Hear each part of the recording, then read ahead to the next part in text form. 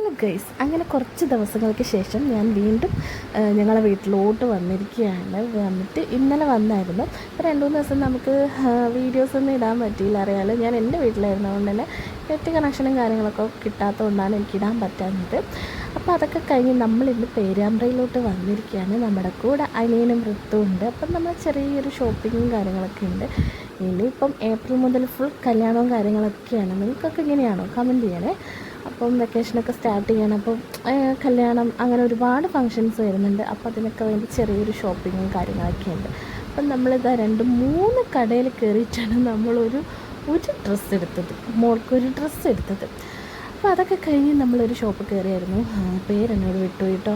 അവിടെ നിറയെ ഷൂവിൻ്റെ കളക്ഷൻസും ഫ്ലവേഴ്സൊക്കെ ഉണ്ടായിരുന്നു. ഇതൊക്കെ കണ്ടപ്പോൾ നമ്മൾ ഫുൾ അതൊക്കെ പിടിച്ച് വലിക്കാനും ഇതൊക്കെ എടുക്കേണ്ട ഒരു നോട്ടത്തിലായിരുന്നു.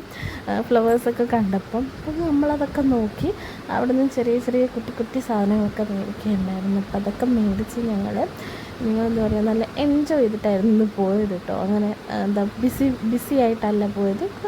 എന്താ പറയുക, അത്ര തിരക്കില്ലാത്തൊരു അന്തരീക്ഷമായിരുന്നു. അതൊക്കെ കഴിഞ്ഞപ്പോൾ ഒടുക്കത്തെ വിശപ്പെല്ലായിരിക്കും.